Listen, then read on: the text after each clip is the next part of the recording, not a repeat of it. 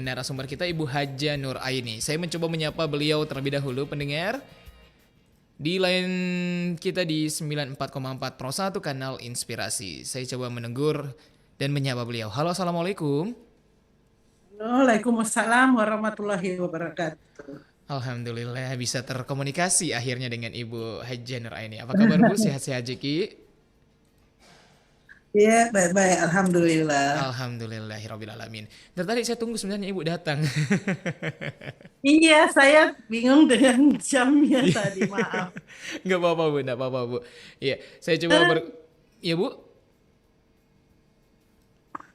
Iya. ya, enggak apa-apa. Iya, ini kita terdengar dengan baik kok Bu. Jadi buat mendengar juga yang mungkin ingin mengirimkan pertanyaan boleh langsung berkomunikasi lewat kami line telepon 0821 3333 9440. Nah, pendengar, siapa sih sebenarnya Ibu Hadja Nur Aini ini? Nah, beliau ini adalah seorang tokoh ya atau seorang figur yang menurut saya sangat menginspirasi karena memiliki banyak sekali prestasi yang bisa kita obrolkan dan tentunya dapat menginspirasi kita. Sesuai dengan tema kita pada hari Sabtu di PUG itu membahas tentang profil dan beliau adalah profil kita pada siang hari ini. Ibu Hadja Nur Aini, Bu, saya ingin mungkin sekedar mengingatkan pendengar dulu. Nah, prestasinya Ibu Hadja Nur Aini tadi saya sudah sempat baca ini cukup banyak prestasinya Ibu. Nah Bu, sebelum berprestasi itu saya mungkin lebih menarik ke belakang dulu. Apa sih yang melatar belakangi Ibu bergerak seaktif sekarang? Eh, jadi, saya banyak bergerak di bidang wirausaha sosial ya, Mm-mm. kegiatan usaha sosial. Iya. Itu latar belakangnya ya mungkin karena saya pernah mengalami masa yang sangat sulit. Mm-mm. Jadi, saya mau berbagi dengan orang-orang yang ada di sekitar saya. Iya. Dan saya jadi pengusaha ini orang bilang saya ini the power of kepepet. Kalau tidak kepepet The ya power tidak of. kreatif. Kalau nggak kepepet nggak kreatif. Boleh dicerita mungkin Bu, kok bisa Eh, akhirnya menjadi seorang jadi pengusaha? Dari tadi saya sempat ngobrol bersama dengan rekan saya Kak Mailani. Katanya ternyata Ibu benar pada tahun 2004 2014 saya agak lupa tadi. Saat itu Ibu terpaksa harus bisa nge-push diri sendiri untuk kalau kalau tidak ini ya, nggak bisa apa-apa gitu Bu. iya. Jadi waktu itu suami saya tiba-tiba meninggal, punya Mm-mm. 3 anak, Mm-mm. meskipun sarjana tapi mau daftar kerja umur sudah lewat ya. Mm-mm. Kemudian mau kerja serabutan orang nggak mau panggil karena mereka berpikir wah sarjana berapa gajinya, Mm-mm. padahal anak-anak kan nggak mengerti kata tidak ada, harus Iya. ada. Mm-mm. Di samping itu budaya kita Bugis Makassar kalau cepat ditinggal meninggal suami kita dianggap perempuan yang sial. Anak-anak Iya. saya diperlakukan dalam adat tidak bisa ikut acara adat tertentu, misalnya acara perkawinan apa tidak bisa gendong uang Iya. dan sebagainya karena dianggap bahwa dia anak yang sial karena Mm-mm. bapaknya cepat meninggal, takut yang kawin seperti anak saya. Oh iya, aduh. Sehingga anak saya yang tua itu sampai sekarang takut ke pengantin. Dia bilang, jangan sampai ada masalah kita yang ditunjuk lagi Mm-mm. bahwa kita yang membawa sial ke mereka. Iya. Jadi saya motivasi anak saya, tidak Mm-mm. apa-apa kamu tidak punya bapak. Mm-mm. Yang penting sekolahmu harus lebih baik daripada orang yang punya bapak. Iya. Saya motivasi anak saya motivasi diri saya, apalagi kita eh, apa kata janda itu masih hal yang eh, penilaian orang bagaimana lah. Negatif, masih Tapi buat kurang bagus saya begitu Bu ya. ini bukan ya tapi buat saya ini kan bukan saya yang memilih, tapi ini takdir yang Allah berikan kepada saya untuk Betul. mungkin bisa memahami orang lain bahwa Iya. di saat kita kehilangan pasangan kita, Mm-mm. paling tidak setiap orang itu harus mempersiapkan dirinya, apalagi kita perempuan, paling Mm-mm. tidak perempuan itu mampu menggali potensi yang ada dalam dirinya, karena takdir kita tidak tahu. Jika Iya. kita berumah tangga, kita tidak tahu siapa yang dulu meninggal, suami kita atau kita. Iya. Yang pasti kita harus selalu siap dengan kondisi yang tidak kita inginkan. Betul. Nah, jadi waktu itu setelah mengalami proses sampai saya membunuh anak saya pikir Ah. ini menjadi beban buat saya. Mungkin kalau kita nonton di Kikendi Mm-mm. waktu itu, jadi saya bisa memahami kalau ada perempuan ditinggal meninggal suaminya itu berada di titik nol, sangat mengkhawatirkan. Karena saya pernah di posisi itu. Mm-mm. Saya berpikir daripada anak saya jadi pengemis Iya. dan saya tidak bisa menghidupi, mungkin lebih baik saya bunuh saja ini anak, kemudian saya bunuh diri, ya sudah selesai masalah. Mm-mm. Tetapi mungkin takdir tidak menghendaki itu, Allah memberi ujian kepada kita, pasti kita bisa melewatinya. Sehingga itu menjadi titik balik buat saya bahwa itu penyesalan. Kenapa saya dulu pernah mencoba untuk melakukan hal yang tidak bagus. Iya. Tetapi ini saya bisa bercerita dan mau menularkan ke perempuan yang lain bahwa setiap kesulitan itu pasti ada jalan keluar yang Allah kasih kita. Iya. Dari pengalaman saya. Jadi Mm-mm. waktu itu saya kembali mengintrospeksi diri saya bahwa saya tidak boleh berada di zona berduka ini terus, tapi saya harus bangkit meskipun orang memperlakukan saya tidak nyaman, Mm-mm. perlakuan teman-teman, karena kalau kita Iya. dalam kondisi susah, teman, sahabat juga akan hilang karena mereka punya masalah sendiri. Yang Betul. pasti masalah kita yang kita hadapi yang bisa menyelesaikan masalah itu adalah kita sendiri. Mm-mm. Makanya saya mencoba bangun wirausaha sosial Mm-mm. karena saya pernah di posisi susah, tidak ada yang bisa bantu saya. Iya. Makanya saya harus bantu orang lain kalau saya berhasil. Makanya saya buat wirausaha sosial ini Mm-mm. untuk berbagi-bagi terkhusus bagi perempuan-perempuan untuk membangun kepercayaan dirinya, bangkit dari rasa kepercayaan diri agar bisa membangun rumah tangganya menjadi lebih baik. Iya. Eh, Bu Haja Nur Aini, ini kan setelah memulai itu bahkan dari titik nol kembali ke titik nol seperti ceritanya Ibu, itu bukan hal yang mudah, Bu. Bukan hal yang mudah Iya, pastinya. Akhirnya apa yang membuat Ibu kayak nggak bisa mak ini begini, harus bisa jalan, dan ide apa akhirnya iya, terpikir pertama kali bisa berwirausaha, karena kita tahu iya, berwirausaha itu bukan sesuatu yang mudah juga. iya. Jadi saya punya teman eh, dan saya banyak berteman. Akhirnya teman-teman saya mengarahkan saya, jangan kamu terlena di zona itu, tapi bangkit. Kamu harus bangkit. Apa yang harus kau lakukan? Tanya Iya. dirimu sendiri. Mm-mm. Ya waktu itu saya mencoba mengevaluasi diri saya. Apa sih kemampuan saya setelah ditinggal suami saya? Iya. Saya melihat potensi diri saya ya bisa masak sebagai berumah tangga waktu suami Mm-mm. saya hidup saya bisa masak. Iya. Nah ini potensi yang harus saya kembangkan karena saya bisa di bidang yang saya bisa lakukan. Jadi saya bisa masak, kemudian saya lihat potensi wilayah saya hidup di lingkungan, meskipun hidup di lingkungan yang kumuh, tapi saya Iya. punya potensi karena pelelangan ikan dekat dari Mm-mm. tempat saya. Mm-mm. Berarti sumber daya ikan saya banyak. Itu Iya. sumber daya alam yang saya miliki Mm-mm. yang memudahkan saya kalau mau mengelola. Mm-mm. Jadi mulailah saya menyandingkan potensi diri saya yang bisa masak dengan potensi alam yang saya miliki. Iya. Saya buatlah usaha pengolahan hasil laut. Mm-mm. Jadi saya bikin rencana abon ikan tuna dulu yang saya Mm-mm. bikin. Kenapa bikin itu? Karena saya tidak punya modal. Iya. Eh, saya tidak punya uang. Jadi saya ini pengusaha yang lain tidak punya uang. Jadi Hanya nggak ngumpul punya dengan uang begitu, Bu. teman. Jadi bagaimana Iya, dapat tak hanya dulu ngumpul. itu pertama kali? Jadi saya ada 3 orang berteman di wilayah ini, Iya. di wilayah saya di Kelurahan Patinggaluang. Saya bilang saya mau bikin usaha tapi kita tidak punya uang. Dia bilang, Bu, saya punya uang 500.000. Saya bilang saya kok 500.000 juga ada. Iya. Teman yang satu juga bilang ada. Nah saya kumpullah uang 1,5 juta itu. Mm-mm. Saya bilang kita bikin abon. Eh, Mm-mm. Dia bilang, kenapa harus abon kita pilih? Sementara kan banyak olahan lain yang kita bisa bikin. Saya bilang kalau abon Mm-mm. resiko rugi sangat rendah. Mm-mm. Kenapa? Kita punya waktu untuk menjualnya. Jadi kan ini kita belum punya konsumen yang pasti. Betul. Kita punya waktu untuk menjualnya Iya. sehingga dia tidak kejar tayang, basi rusak itu kan bikin rugi, bisa-bisa modal kita habis. Mm-mm. Nah, saya jatuh pilihannya ke abon karena dia agak tahan dijual. Saya buatlah abon ikan tuna Mm-mm. dari 1,5 juta itu hanya mampu membuat 35 kilo abon. Mm-mm. Itu pun diantar dari pintu ke pintu, dari rumah ke rumah. Mm-mm. Karena di tahun 2007 itu abon ikan kan masih hal yang aneh. Lebih Iya. baik makan sop saudara ikan bakar sudah selesai. Iya. Mm-mm. Tetapi kita kan harus meyakini usaha kita bahwa Iya. ini harus ada sasaran pasar yang harus kami kejar. Betul. Misalnya kalau abon, mau dibawa kemana nih abonnya? Yang saya kejar adalah perempuan yang sibuk bekerja, perlu makanan siap saji, Mm-mm. solusinya abon. Oh iya. Jadi kita punya target pasar bahwa cari orang-orang yang sibuk bekerja, tidak punya waktu yang masak kalau pagi dan sebagainya. Iya. Ya solusinya kita kasih abon. Mm-mm. Kedua, siapa yang harus saya kejar lagi Mm-mm. adalah mahasiswa saya pernah jadi mahasiswa, jadi tahu teman-teman Iya kos itu benar. butuh makanan yang siap Betul. saji, murah Siap saji, meriah, murah meriah, bergizi. enak. Nah, itu saya kejar di universitas-universitas, tempat-tempat kos yang Iya. ramai saya kelilingi. Saya Mm-mm. antar, alhamdulillah cukup diterima saya punya produk. Mm-mm. Kemudian saya datang ke toko oleh-oleh, rumah-rumah makan dan sebagainya. Mm-mm. Nah, itulah sasaran pasar saya awalnya. Saya kejar mereka sehingga abon saya bisa berkembang. Mm-mm.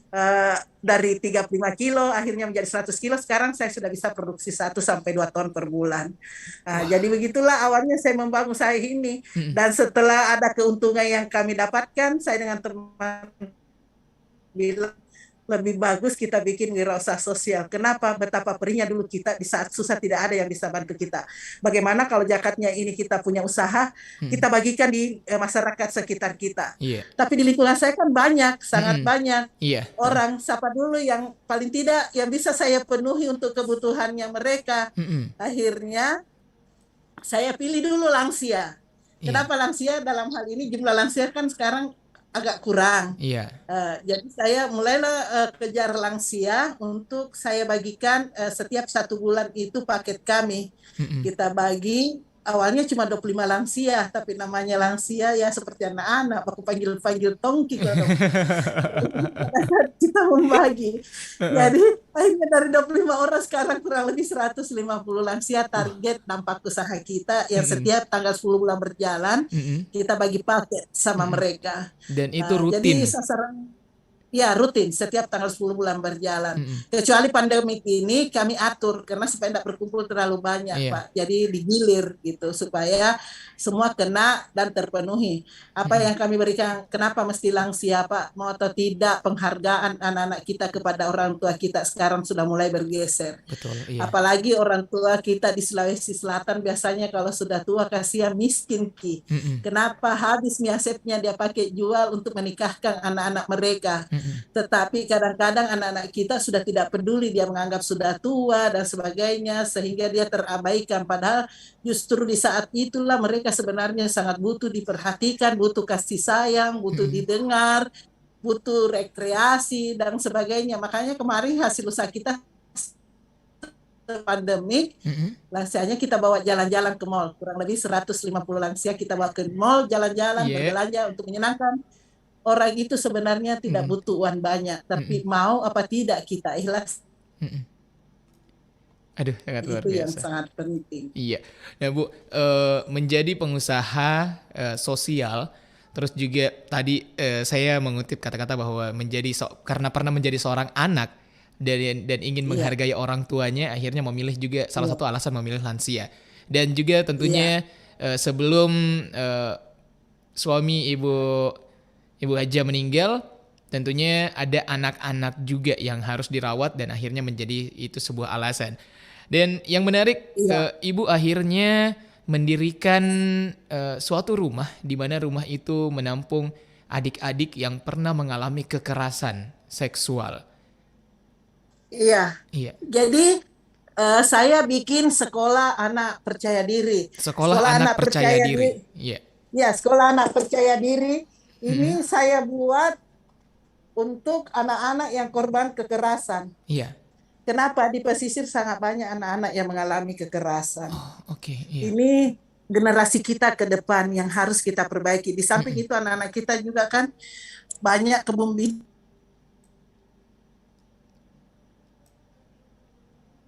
Iya. Halo. etika. Iya, iya, Halo, iya. anak-anak seperti ini kadang etikanya kasihan tidak ada. Kenapa? Karena dia Mm-mm. madrasahnya orang tua di rumahnya. Apa yang dilakukan orang tuanya di rumahnya, Mm-mm. maka itu yang mereka kasih yang tiru. Oh iya. Jadi kalau orang tuanya banyak kebun binatang di mulutnya, otomatis dia meniru itu. Betul, Nah, betul. ini saya pikir di lingkungan saya harus saya perbaiki. Mm-mm. Karena ini generasi kita ke depan. Dan saya Iya. tanamkan karena itu di siswa saya itu ada 70 anak, Pak, yang Mm-mm. belajar dan semua adalah anak-anak korban. Iya. Baik ada yang korban kekerasan seksual, Mm-mm. ada yang korban karena KDRT fisik saja bukan psikis, Mm-mm. tapi macam-macam jenis kekerasan yang mereka alami. Mm-mm. Dan ini yang harus kita perbaiki karena ini generasi kita ke depan. Mm-mm. Jadi anak-anak sekolah percaya diri tidak apa-apa menjadi anak nelayan, Mm-mm. tetapi ke depan dia menjadi anak nelayan yang cerdas, pintar, terampil, yang bisa berdaya saing dengan Iya. orang-orang yang ada di luar sana. Mm-mm. Mereka,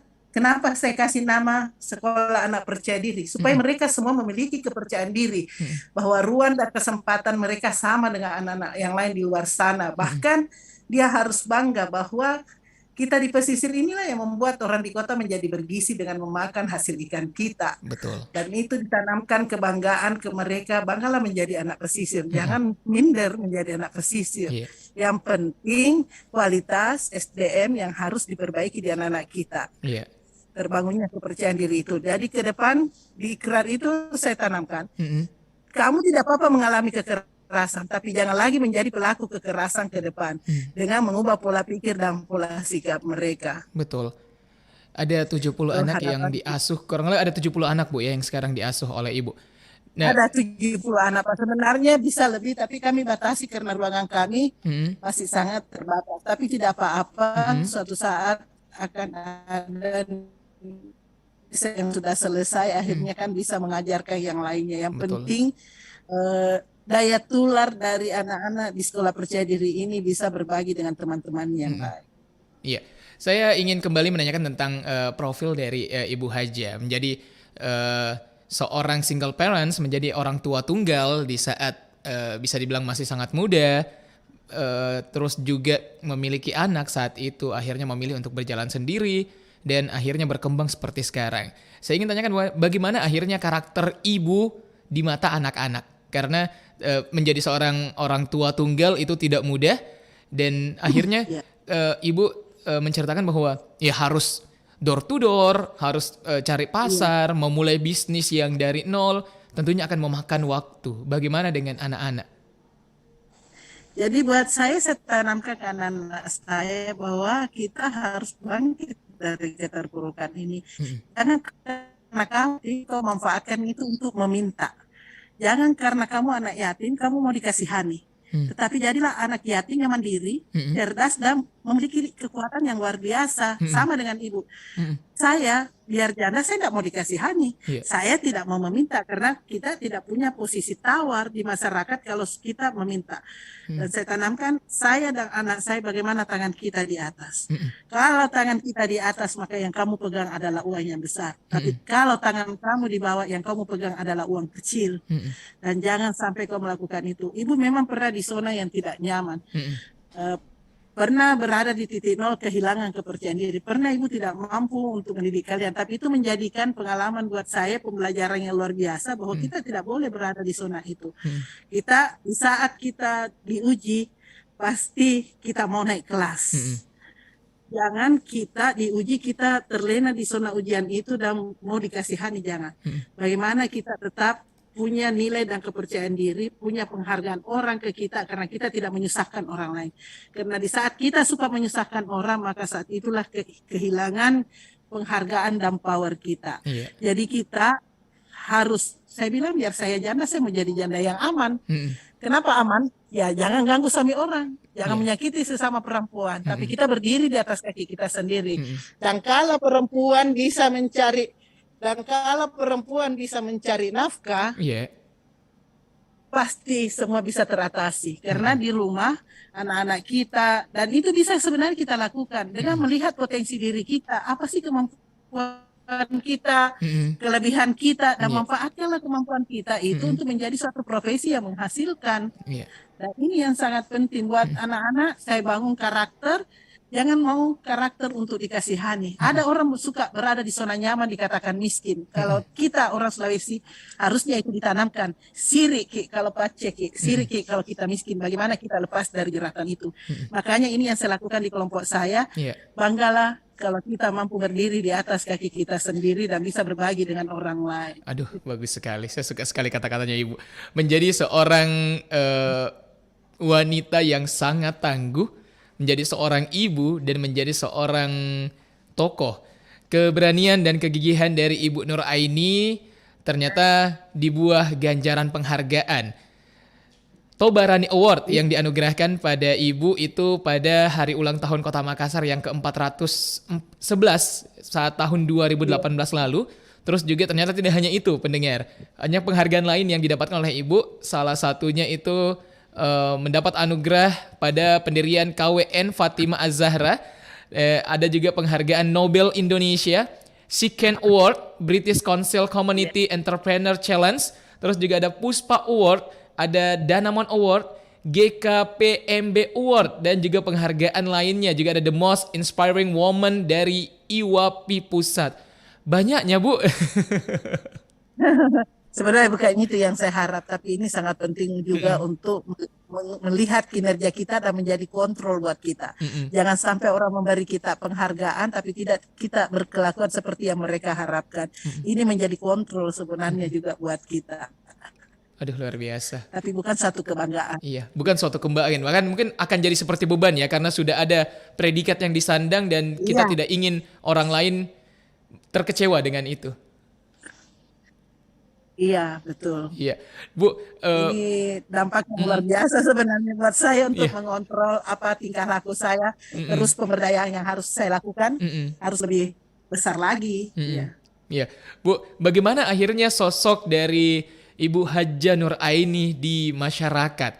Apakah mohon maaf setelah dari bawah dan sekarang sudah cukup naik, sudah banyak awardnya, sudah punya KPN Az-Zahra, terus juga usahanya sudah sampai 2 Iya. ton dalam sebulan yang bisa diproduksi. Apakah Ibu Haja Az-Zahra masih seperti yang dulu? Buat saya tidak ada yang bisa merubah. Kita harus tetap seperti dulu lagi. Tapi buat masyarakat, saya tidak tahu senang apa tidaknya, bangga apa tidaknya dengan saya. Tergantung mereka sendiri. Yang Betul. pasti saya berupaya melakukan apa yang terbaik menurut saya. Bagaimana hidup saya punya nilai arti buat mereka Iya. dengan tetap berbagi. Karena sesuatu yang diceritakan itu, apalagi kalau dari kita sendiri itu tidak berarti, tetapi yang perlu bercerita adalah Orang lain. masyarakat itu sendiri menilai kita. Iya. Itu mungkin saya dapatkan dengan tetap menjadi ketua RW dan sebagainya, berarti masih ada nilai kepercayaan Masih yang ada mereka kepercayaan. berikan Betul. ke saya dan saya sangat menghargai itu ke mereka. Buat saya, mereka dengan saya tidak ada perbedaan, cuma kesempatan mungkin. Nah, bilang orang Bugis pada laut pada upe. Mungkin kita sama-sama berjalan, tapi ada yang cepat sampai ke finish. Iya. Disitulah dilihat langkah-langkah dan usaha kita. Orang menilai sejauh mana kerja keras kita. Kita berbuat bukan untuk dipuji, tetapi bagaimana hidup kita bermanfaat buat orang lain. Iya. Karena saya bukan orang yang kaya, karena kalau menunggu kaya dulu saya tidak tahu kapan bisa berbuat dengan orang lain, karena kata kaya itu sangat relatif. Tapi buat saya melakukan sesuatu yang saya bisa lakukan ke masyarakat dan bisa menolong mereka, itu sudah merupakan kekayaan buat diri saya. Iya. Bu, ini kan sudah banyak sebenarnya yang dicanangkan sama Ibu. Nah, ke depannya atau mungkin selama pandemi dulu deh, Bu. Selama pandemi COVID-19 ini kurang lebih 2 tahun, ada Iya. hal-hal apa yang telah akhirnya dilakukan oleh Ibu? Ada gebrakan-gebrakan apa lagi, Bu? Karena kita ingat kalau misalnya selama pandemi otomatis banyak survei juga telah dilakukan bahwa tingkat kemiskinan meningkat di Indonesia. Iya, betul. Saya juga mengalami dampak dari kondisi pandemi kemarin. Iya. Saya mengalami kerugian dalam hal penjualan abon saya karena bulan Maret tahun lalu itu tiba-tiba toko tutup, tidak menyampaikan ke kita. Nanti Agustus buka, barang kita sudah rusak semua. Iya. Tapi ini kan di luar target kemampuan kita karena pandemi ini kan bukan maunya kita. Betul, Bu. Iya. Dan memang kita di dalam di dalam kehidupan ini kita harus selalu siap ada masa error dalam kehidupan itu, Iya. tapi bagaimana bisa melewati itu. Jadi saya dalam kondisi pandemik ini, kami kan di KWN itu memang ada simpanan buat kita simpan, Iya. bahwa bila terjadi sesuatu di luar kendali kita, ada dana cadangan yang bisa kita gunakan. Jadi saya di pandemik ini meskipun mengalami kerugian dan kondisi ekonomi masyarakat juga mengalami kerusakan, anggota kelompok saya juga, karena barang kita kan jarang laku, tamu pun tidak ada yang datang, sementara produk kita kan oleh-oleh khas Iya. Makassar. Nah, kami coba merubah sedikit, bergeser sedikit strategi kita dengan menghadirkan pasar di rumah konsumen. kami menghadirkan pasar ke rumah konsumen dengan cara kebetulan kami, saya bilang tadi, sumber daya ikan saya banyak. Orang yang paham kesehatan, paham tentang bahaya COVID, dia Mm-mm. takut keluar rumah. Betul. Dia sangat menjaga diri mereka dan tinggal di rumah. Nah, itu adalah peluang buat kami Mm-mm. untuk mendatangkan pasar ke rumah konsumen dan dengan tetap mengikuti prokes, Mm-mm. aturan kesehatan, Mm-mm. dan menjual ikan secara online ke Mm-mm. mereka dan mengantarkan. Jadi saya sisa foto ikan teman-teman saya di pelelangan Pautere, Mm-mm. kemudian lempar di grup, siapa yang butuh ikan ini kami siap antar. Karena kenapa? Sumber daya manusia sekaya Mm-mm. banyak yang pengangguran, Mm-mm. kasihan. Nah, Betul, dia betul kan ya. bisa mengantarkan, Mm-mm. sisa mengarahkan nih antar ke sini ikan, butuh sayur, butuh tempe, tahu, kentang dan sebagainya. Mm-mm. Sisa menjual biasa teman-teman untuk membelanjakan dengan mengambil ikan suaminya, kemudian antarkan ke rumah-rumah. Dan setiap pagi itu kita ada layanan sampai 50 orang dari pagi sampai jam 1 siang. Alhamdulillah. Dan itu paling tidak satu orang bisa belanja 350 Mm. minimal 350 per orang. Kali 50 Alhamdulillah. orang berapa yang bisa mereka dapatkan. Jadi Iya. strategi-strategi ini kita Mm-mm. manfaatkan Mm-mm. dengan melibatkan teman-teman sehingga paling tidak kondisi COVID ini alhamdulillah kami bisa atasi untuk kehidupan ekonomi kelompok Mm-mm. kami. Bisalah strategi itu tidak sampai terpuruk Mm-mm. sekali meskipun sudah berbeda penghasilan dari yang lalu. Iya. Tapi paling tidak Tapi masih kita bisa jangan terlena di zona itu bahwa Iya. COVID datang, kita berdiam diri, kan Heeh. akhirnya tingkat KDRT tinggi Iya dan betul. sebagainya. Kalau Heeh. tidak ada uang di dalam rumah dan sebagainya, Mm-mm. malah kan tingkat biaya dalam rumah dengan COVID ini kan semakin tinggi karena Semakin kita tinggi. berkumpul di rumah dan Betul ya. sebagainya. Heeh.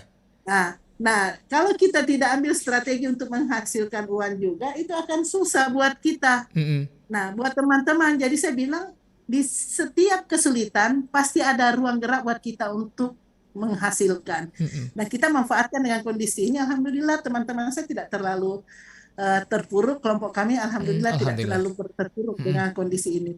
Alhamdulillah. Nah Bu, ini sekarang sudah memasuki penghujung tahun. Alhamdulillah juga kasus COVID-19 di Indonesia sudah cukup Iya, melandai dan sudah mulai banyak perubahan. Apa target iya. Ibu lagi ke depannya? Mungkin di tahun 2022 atau sudah punya planning-planning tersendiri dari Ibu dan juga kelompoknya? Iya, kami dengan pengalaman COVID kemarin, alhamdulillah sudah mulai bangkit Iya. ini.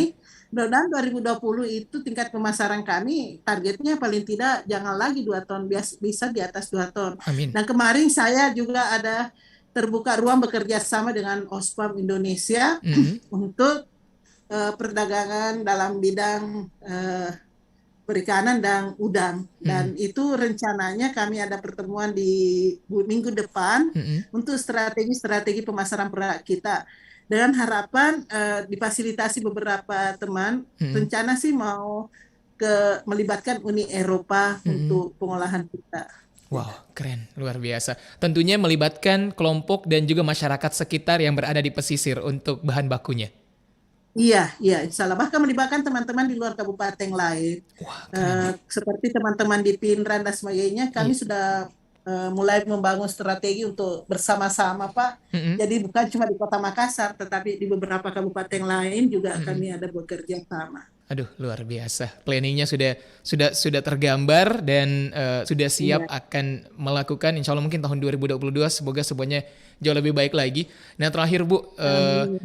ini kan kita tentang profil, tentang bagaimana profil dari Ibu Haja Nur Aini yang tadi kita sudah ceritakan dari bawah terpuruk setelah berpulangnya sang suami, berusaha dari nol dan sekarang sudah cukup berkembang walaupun masih ingin berkembang pastinya, terutama untuk Iya, insya lingkungan dan Allah. juga sosial insya Allah, dan juga untuk adik-adik saya yang ada 70 orang insya Allah terus bisa dilindungi dan juga Amin. dijaga. Bu, bisa diingatkan tidak Salam. kepada pendengar kita di rumah, pada pendengar kita mungkin yang sekarang lagi di jalan, apa pesan atau apa yang ingin Ibu sampaikan kepada pendengarnya kita? Saya tidak ada maksud untuk menggurui Iya. atau menyembuhkan diri, Mm-mm. tetapi buat saya bagaimana kehidupan dalam rumah tangga, terkhusus dalam rumah tangga kita itu, jangan menjadi orang yang terlalu manja, Mm-mm. jangan berada di zona nyaman, Mm-mm. tetapi bagaimana kita di dalam kehidupan bermasyarakat kita, mari kita berbagi dengan orang-orang di sekitar kita. Mm-mm. Jangan hanya selalu memikirkan diri kita, tapi bagaimana memikirkan juga orang-orang di sekitar kita. Mm-mm. Karena kehidupan ini buat saya Mm-mm. orang pesisir, kehidupan ini seperti ombak di lautan. Kadang ombak besar, kadang kecil, tapi riak selalu ada. Yang penting bagaimana kita sampai di pulau tujuan kita, pulau kesejahteraan untuk kita semua. Bagaimana setiap rumah tangga itu memiliki kesejahteraan, terbangun mental yang kuat, SDM yang bagus, punya kapasitas yang bagus, terkhusus buat ibu-ibu perempuan. Bagaimana kita menjadi ibu yang baik Iya. bagi keluarga kita. Karena buat saya perempuan adalah leher di dalam rumah tangga. Tidak usah kita menjadi kepala, tapi kita adalah leher dalam rumah tangga kita. Dan leher itulah yang akan menopang kepala. Mau hadap kiri, hadap kanan, tergantung leher yang sehat. Betul. Tergantung perempuan yang ada di dalam rumah itu, baik tidaknya keluarga itu, terjamin tidaknya keluarga itu, terhindar dari KDRT dan sebagainya, tergantung perempuan yang di dalamnya. Kalau perempuan bisa cerdas, terampil mengatur rumah tangga, maka amanlah negara kita ini sebenarnya. Amin. Makasih. Iya. Aduh, terima kasih sekali Ibu Hadjah Nur Aini. Semoga pengalaman hidupnya yang diceritakan pada siang hari ini bisa menginspirasi kita dan juga memacu kita untuk tidak berpangku tangan, untuk tidak merasa nyaman di zona yang mungkin sekarang kita huni, masih terlalu zaman. Dan untuk perempuan-perempuan di luar sana, terutama perempuan-perempuan yang single parents, Anda hebat. Terima kasih banyak Ibu Hadjah Nur sudah menemani saya siang hari ini. Segala kekurangan. Iya, terima kasih. Semoga obrolan kita dapat didengarkan dan menginspirasi semua pendengar kita Pro 1 dimanapun Anda berada. Sekali lagi saya Tabe, pamit undur diri. Terima kasih banyak pendengar. Saya pamit undur diri, saya Ersan Lipit dan juga Ibu Hadjah Nur Aini pamit undur diri. Wassalamualaikum warahmatullahi wabarakatuh dan sampai jumpa di waktu berikutnya. Assalamualaikum Bu Tabe. Waalaikumsalam warahmatullahi wabarakatuh.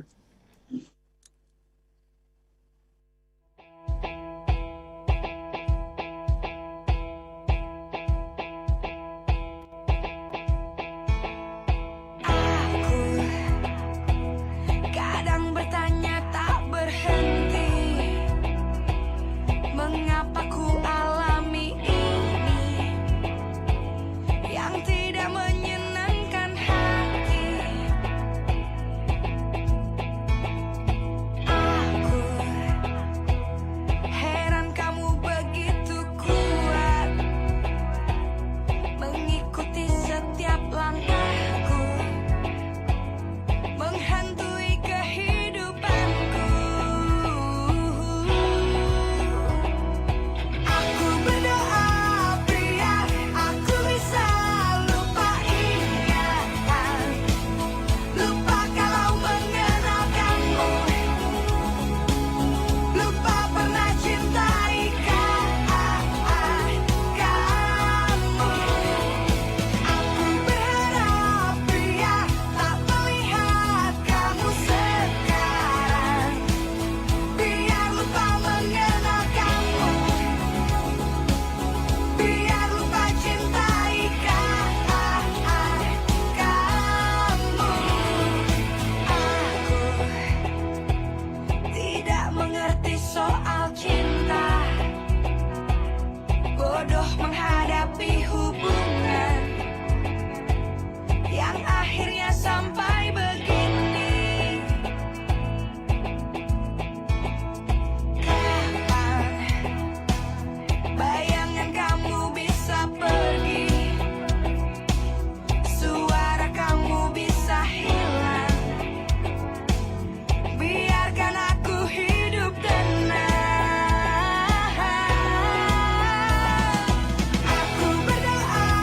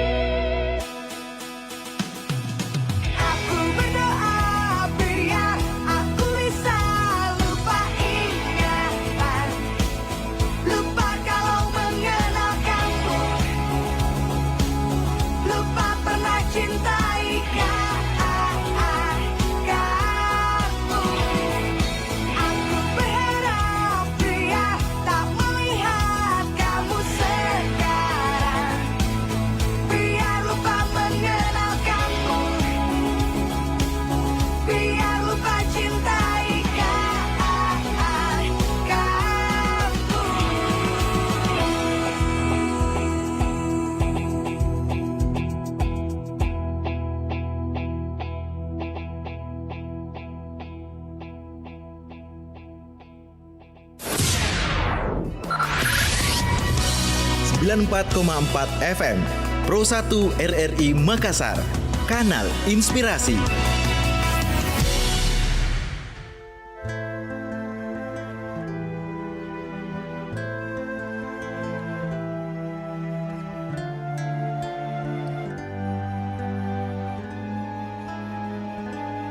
Ku teringat hati yang bertabur mimpi, kemana kau pergi cinta. Perjalanan sunyi yang kau tempuh sendiri, kuatkanlah hati cinta. Ingatkan kau kepada embun pagi bersahaja yang menemanimu sebelum cahaya. Ingatkan kau kepada angin yang berhembus mesra yang kan